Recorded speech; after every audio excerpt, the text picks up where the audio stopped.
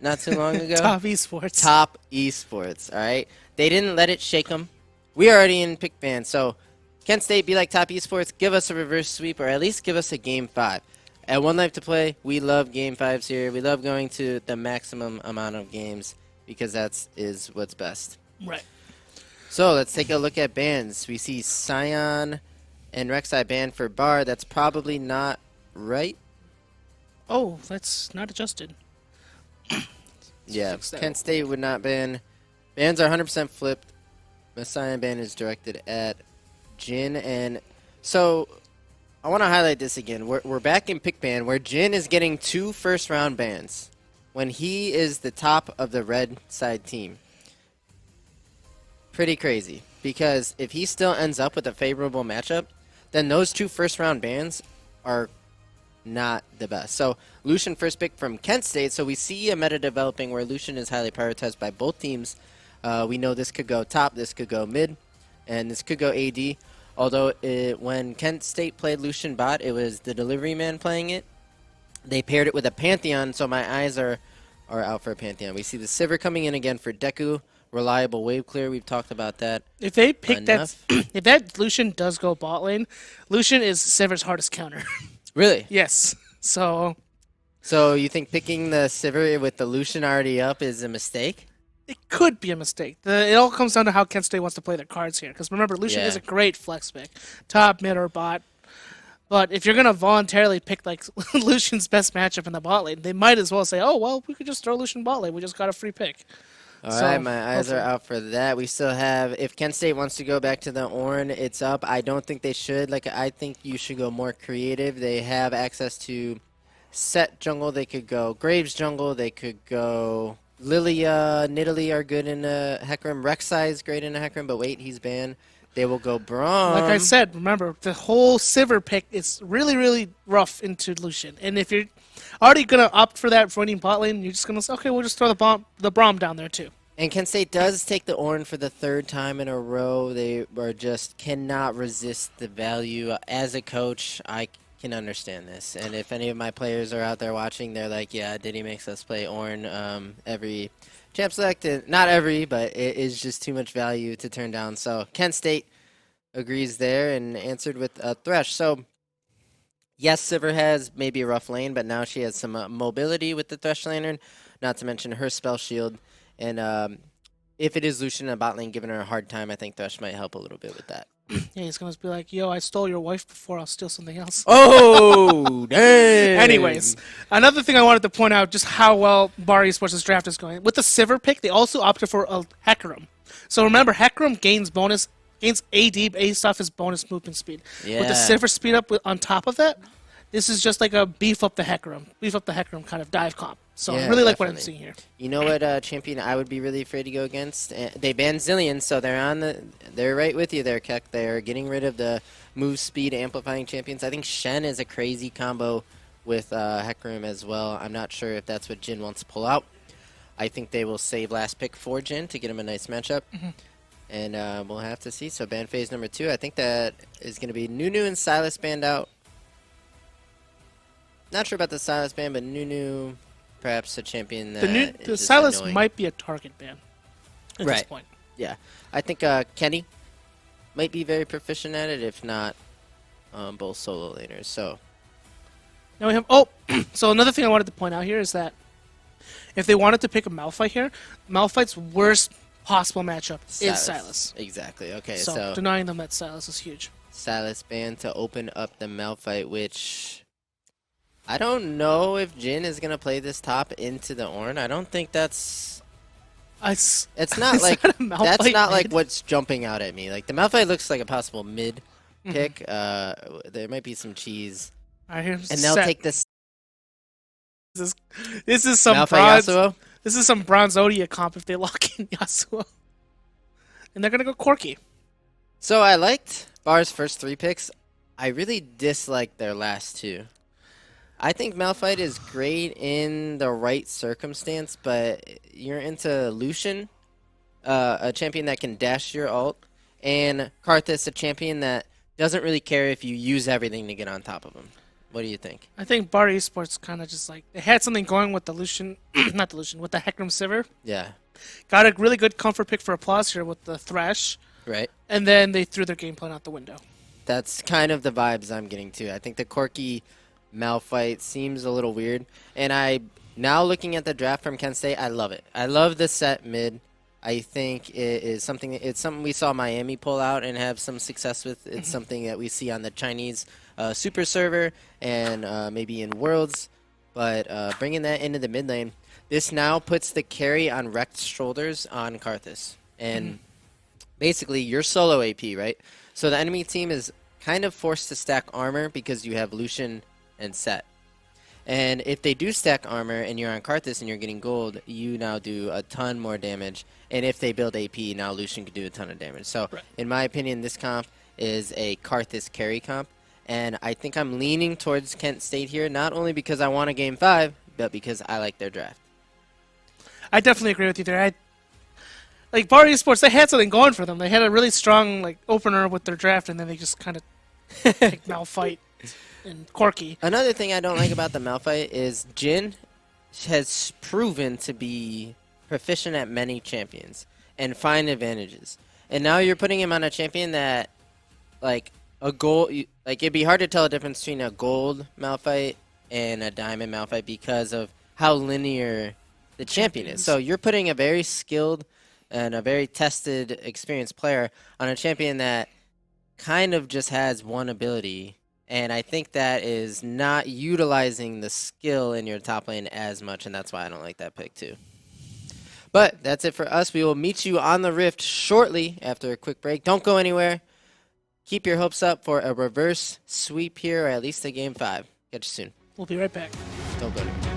And we are loaded onto the Rift for Game 3 between Kent State University and Bar Esports in our best of 5. This is our semifinals here, Week 2, Round 1 of League of Legends Saturday Series. And I would like everybody in chat, everybody watching, to join me in celebrating the birthday of Starponer 12. We see on Lucian here. Happy birthday, Starponer. All right, Keck, you ready?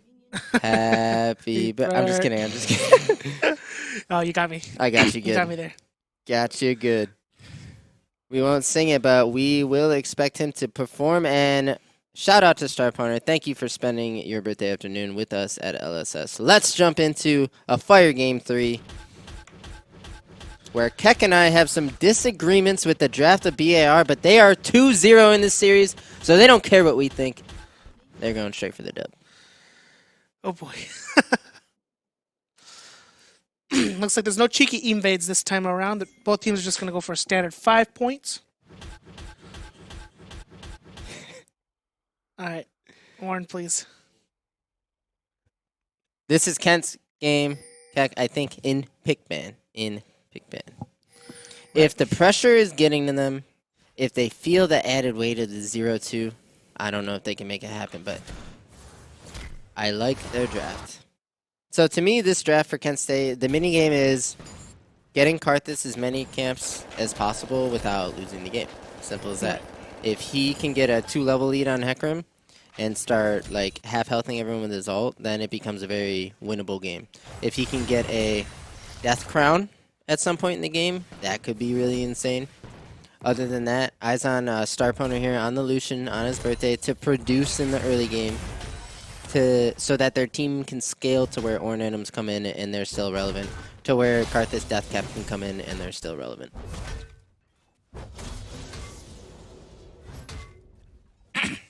As we see here, the Ornn is, all 3 games, has opted to go for Summoner's Spell.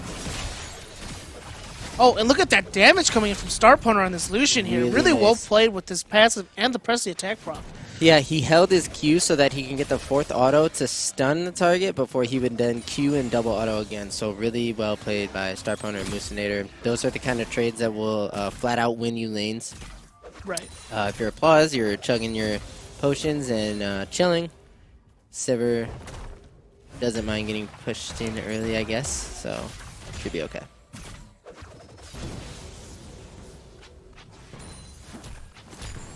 And Corki, with the range advantage, is going to have the shove on Kenny here in that mid lane. For now. And we see both junglers just full clearing here. Karthus with the speed advantage, right? Can clear camps faster. As we see Kenny taking a nice trade on the Hamlet. But Hamlet, with the good sidesteps, he's going to dodge the brunt of Haymaker. And I really don't like this top matchup. I think Malphite is like running and does not do enough damage to Ornn. Conrex is like, oh my god, thank you. They picked Malphite. You see, the big thing with the Malphite pick in this situation, I think what they were going for was just a go button. They just wanted a reliable, unstoppable force to engage. Yeah. Something to set up Hecarim. Something to, yeah. This is not exactly a champion that you would pick to win lane. Unless you're obviously Jax. Malphite to the Jax. Yeah.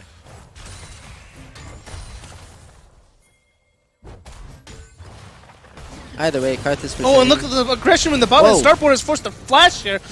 Rampaging charge from the Hecarim here. Does massive damage. Double flash burnt for the bot lane. Flash forward from Deku, looking for some damage with the Boomerang Blade. Oh! But the turret is doing so much damage. Starport wants to get the first kill, but the Ignite taking that won't secure himself the kill. And Deku taking more tower shots. Oh, so close.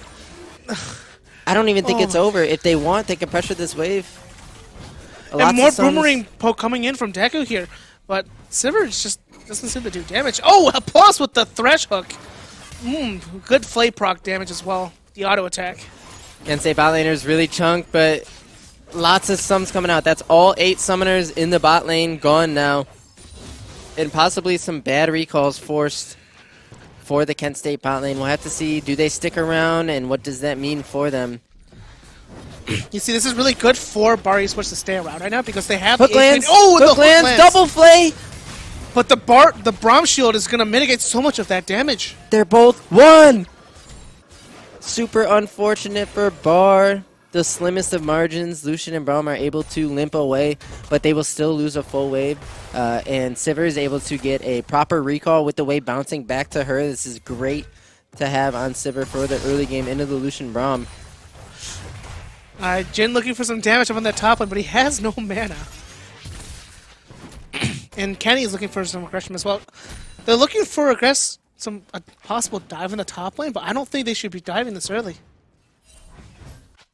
Yeah, they're just going to back off here. It looks like we see level advantage for Karthus, right? He farms faster than the Hecarim. They are 3v1 right now. Hecarim is very deep. The Ornn ultimate is going to find nothing here. Mike Oxmal is just going to use his E to dash into the Ornn to give himself more distance. Jin has the teleport. He can't TP in to save his top laner, his jungler here, but looks like... Give it to Karthus. Give it to Karthus. First blood going over to Rekt and a Dark Harvest stack. So they do give the kill to Karthus. That is massive for the rest of the game. Remember, and Jin teleports now? A bit late. Maybe he gets 6 and goes crazy. I don't know. I don't think a teleport there was necessary because the wave was already pushing towards him. Usually you teleport back to lane to break a freeze. And he just teleported back for the sake of teleporting back after his jungler dies to add insult to injury. So... Are you calling it a rage TP, Keck? I'm calling it a tilt TP. Well, but yeah, same concept. I honestly don't understand why he teleported there. He could have held his teleport, got back to lane and cat all that CS, like, no problem. And then he could save that teleport for dragon play later, but instead he just uses teleport top lane. So yeah, Keck, I have to agree with that one there. And Kent State off to a great start with what I think is the better comp. I don't really want to talk about scaling quite yet. I think when you talk about scaling, I might give it to Bar. Just because of the Corki Sivir double threat there. Those two champions scale insanely well into the late game. But Karthus with the Ornn items, I think I would chalk it. It's just, it's a wash for the scaling, in my opinion. It's whatever team can execute mid to late game, early to mid game, and get these neutral objectives. Speaking of scaling, look at Corki's starting item. He went Cull. Yeah, so Cull into tier. He already knows that. It's like, all right, I'm playing for the late game here. Right. Which means Set might find himself having a lot of agency in the early to mid game too. Right. But we see Drake being tagged here. That's Kent State on it. Kenny taking a nice trade on Hamlet, burning his E. And that's Kent State with the first Drake too, so off to a really great start. Karthus is a very happy camper right now. He has lots of camps to take. Jin has to be careful here. He can't just greedily auto the turret right now because he has Sunfire. I mean, the Bammy Cinder. And that will give him turret aggression immediately. Oh, good damage from Kenny here onto Hamlet here, forcing the Corki out of the lane. But here comes Mike Oxmal looking for the gank here. Karthus ultimate coming down as well. What a gank from bottom lane. And here comes Kenny. He could turn this. He needs W. Oh, my Cox Small Bros will get the 1-for-1. But at the end of the day, another kill on the Karthus. That's the objective for Kent State. So great play by my Cox Small Bros to come and make it a 1-for-1. But you're still really happy if you're wrecked here, ganking all 3 lanes while farming the jungle. Keck, how efficient is that? It's I don't have anything to I have nothing to say to that. It's just really efficient. I play Karthus jungle, and I'm like, okay, I just ganked every lane. No one asked me for a gank for 2.5 minutes. I will be farming. And look at this, the calling damage from the Lucian. He needs to go deep, forces the heal out of Deku, and the Ignite is taken down. Will he go down? No, he will not. So heal down, heal advantage to bot lane. They'll regen maybe a little bit with some pots, and this is definitely diveable. But you see Hecarim is in that blue quadrant here, so it might be best to just crash that wave and recall for the Kent State bot lane. We'll have to see if they want to greed plates. They are greeding plates right now. Oh, the Hecarim is extremely low, but the hook will land. Oh, and he's going for it? Possibly? No, they're just going to back off. I didn't know the heck was that low. I thought that was going to be greed from Kent State, but I was wrong. This is a tense game, Keck. This is unlike Game 1 or Game 2. It looks Kent favored, but we know Bar is going to be explosive and making the right calls. For the first time all series, Kent actually has the gold lead in the first 10 minutes of the game. Right. It's at about 800 right now. A lot of it going to be on that Karthus. He's up 14 CS. That's about 3 camps. 2 kills as well. He's eyeing up Rift, and Hecarim is on this side of the map. The only thing is, Ornn pushes in Malphite. And look. Oh, and here comes Mike Coxwell looking for a possible steal on the Herald. He took it. HP! He got it. The 1. And here comes the unstoppable force with the Malphite shutdown from the Karthus going on to Hamlet here. And, oh man, that's not what you want to see. Oh, the 1 HP. I'm not sure if we got it here. I think we did. Watch this HP. Why does it drop it to 1? Keck, it's something they added in the game like a year or 2 ago. This Herald is going to fall down to 1 here, and I think it goes to a Hecarim cleave. So we see 1 smite miss. I'm not sure whose that was. That was Hecarim's smite. But was there no smite on Karthus? Just didn't smite. I saw it. He didn't use his smite. That is rough, but it's just Herald. You can still stick to your game plan if you're Kent State. Just have to lick your wounds. And Corki with doubles, though, this is a completely different matchup now that Corki has doubles. He can safely farm his mirror mana, get a nice reset in, and then he will be online sooner than you would hope if you're going against this champion. For those of you who haven't seen much Corki because he hasn't been meta recently, he's a champion that will spike really hard, 2-3 items, and come late game, 4 items.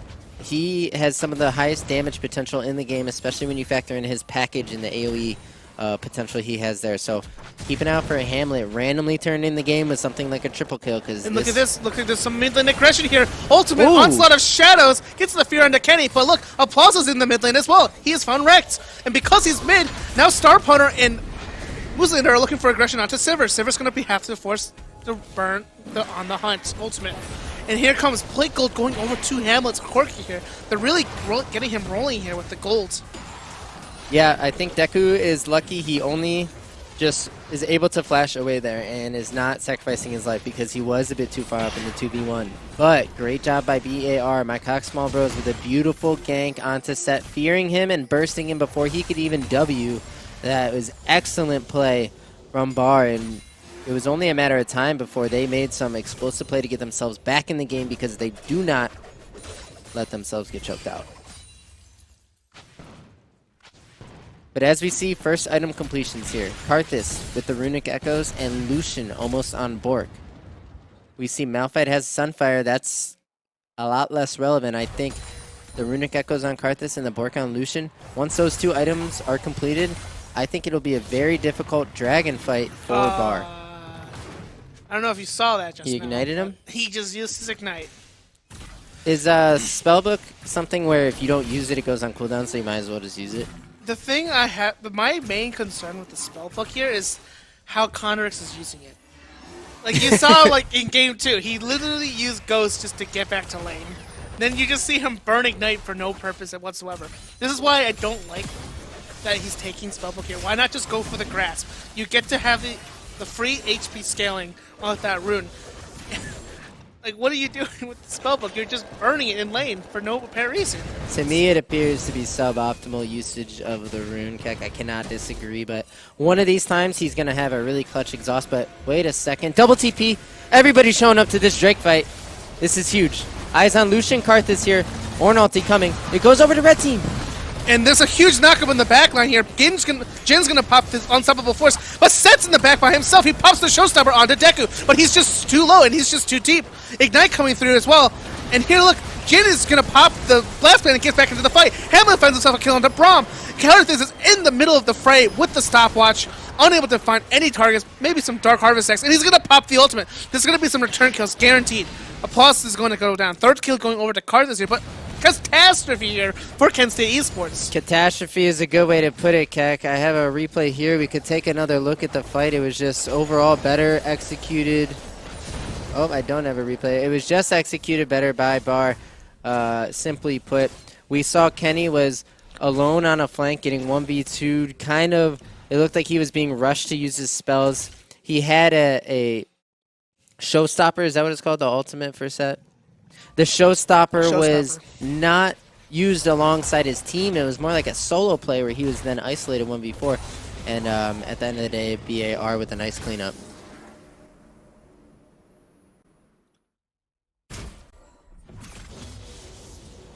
And it's definitely anyone's game now, and it looks to be Bar favored. You have the Triforce now being completed by Hecarim. He might be the strongest unit on the map with that huge spike. If not him, the Corki working on his Triforce. Once that comes in, Corki will spike really hard. Oh, and right now, Corki actually has the most gold in the game with 7,600 gold, 2,000 in the bank spent. Wait, he's up like 3K. Yeah, he has 2,000 gold in his pocket right now to spend. He hasn't backed yet. He is up over 3K on Set, I think. Oh, yeah. If I just counted that right. That is pretty insane. And Sivers reaching the point where her ricochets are actually just able to one-shot the entire wave now. And that is a beautiful thing to witness. And once you get Essence Reaver, you just rinse and repeat. You clear that wave, baby. Deku's been on wave clear duty this entire series. He's happy to just not die, soak farm, prevent the push of the enemy team, and scale into the late game. And he's done that successfully every game in this series, quietly having a really good series. Bit of a skip here, a bit of a freeze. That's okay. Thanks, Riot's awful client. Didn't you know Riot is actually a music company now? Really? Yeah, they just make games on the side. Oh, okay. Yeah, you know? They have more songs than games nowadays, don't they? Yeah, they do, yeah.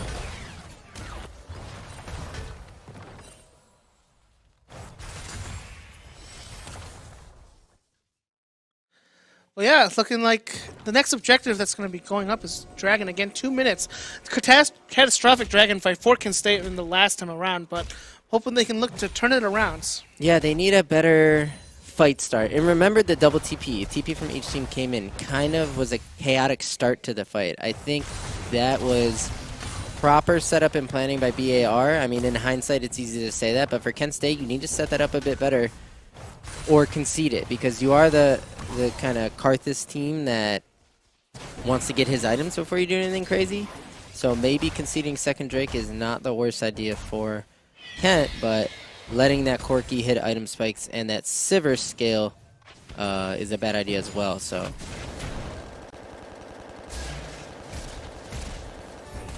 another thing is Kenny building full armor into Corki. Corki's auto attacks, a lot of the damage is translated into magic damage. So not only that Phosphorus Bomb, but that Sheen auto right there and that Phos Bomb right there, or the ulti bomb, is really chunking Set. I don't think this is the build you want to go into the Corki.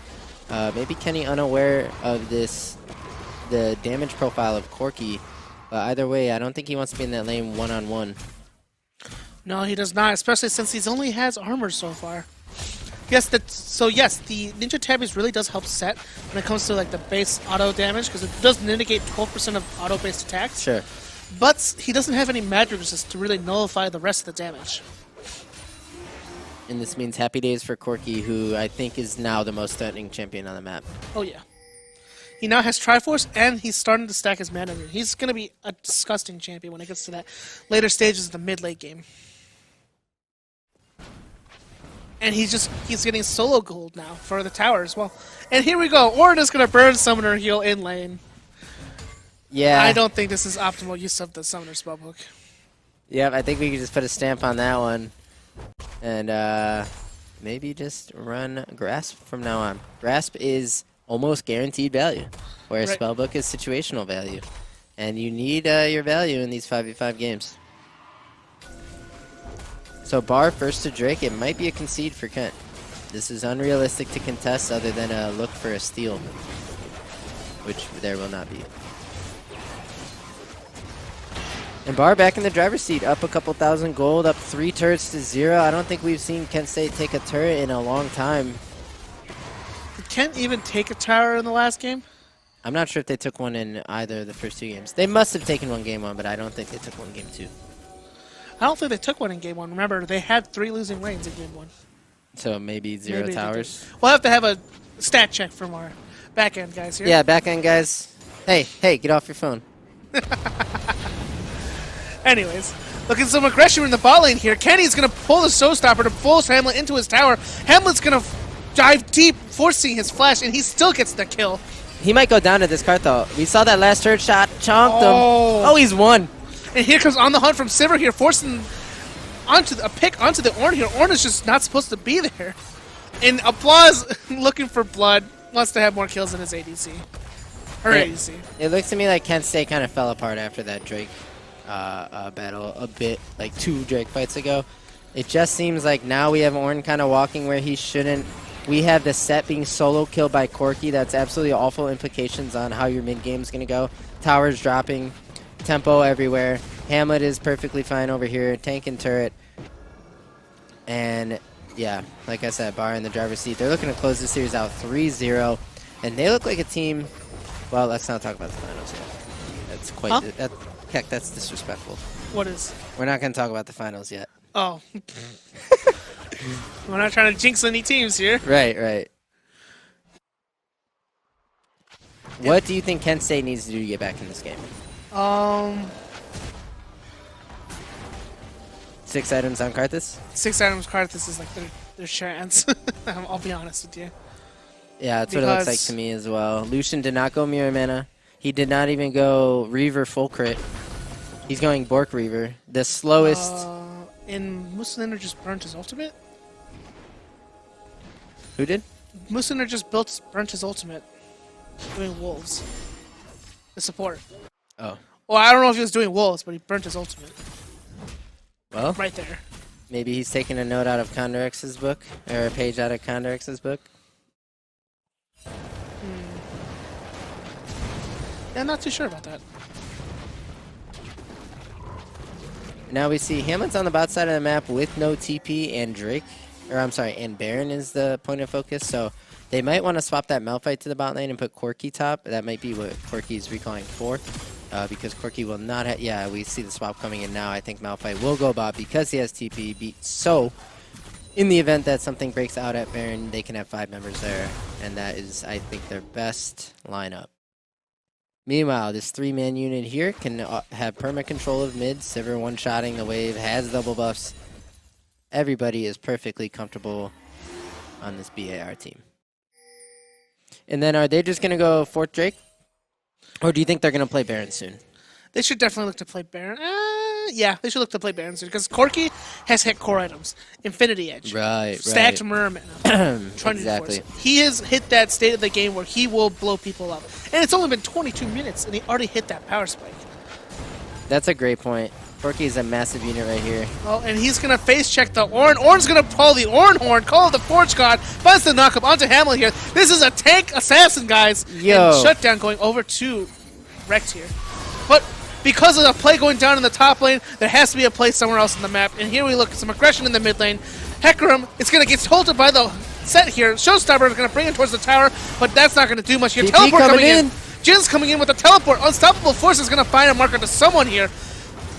Jin has ulti. Malphite still has ulti. Here it comes. He's just going to hold it. He has no opportunity to use it yet. He didn't take it. Oh, his spell shield up. Oh, well, and the summoner heal is going to have to be burnt heal. here. Okay, well, you know what? A pretty good play by Condorex. He put Hamlet in the bouncy house here. Let's take another look. Watch Hamlet just jumping up and down like a kid on a trampoline in a few seconds here.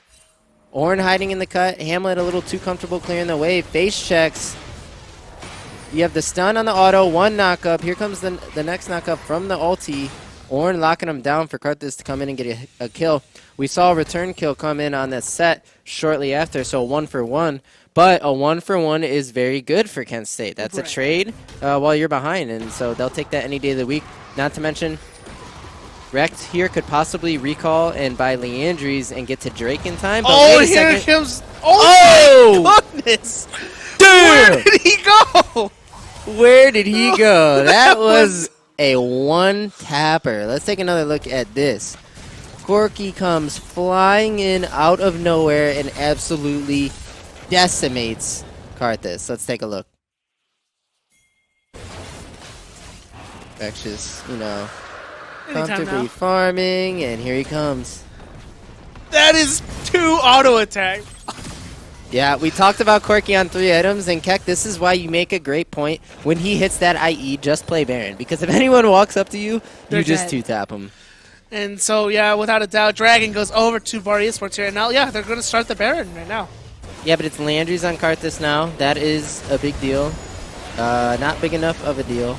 Not big enough. Yeah, I was going to say the same thing. Not big enough. Baron will go over, and it's smooth sailing here. You have Cloud Soul to fall back on. Cloud Soul on a Sivir comp. Sivir Hecarim comp, nonetheless. So imagine when Sivir ultis gives Heck the move speed. She gets more move speed. Lots of move speed with Cloud Soul. Which is bad news for Kent State. Looking to stay alive in this series. Can they defend the base? Can Rekt deal the deeps? We're about to find out here.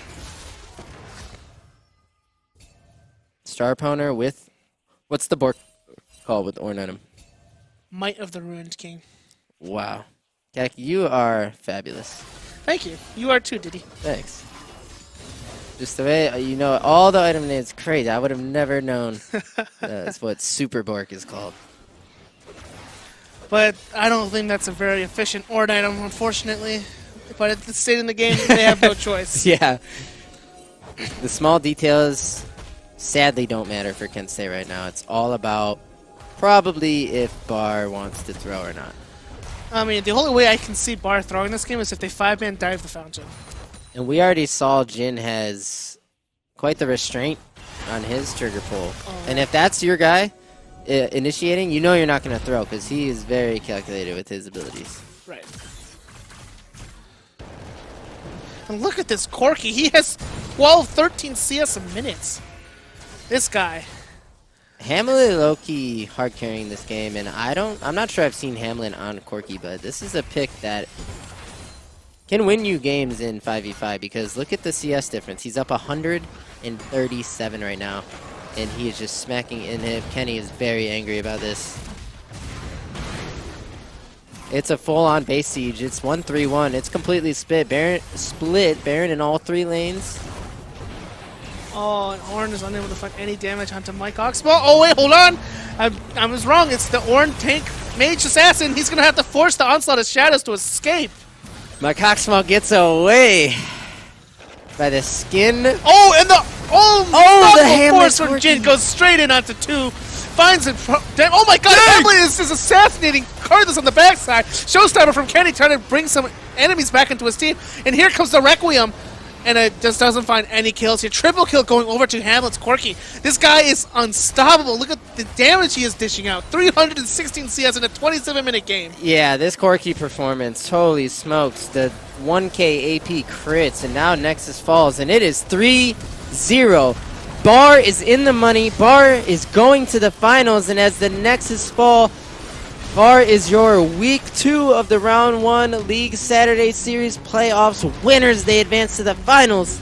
Penn State will meet York University for third place next week on the 24th. And wow, what a performance on Corky of all champions. Handle it here. I have to be honest, heck, I don't think I pictured this mid lane matchup going the way it did.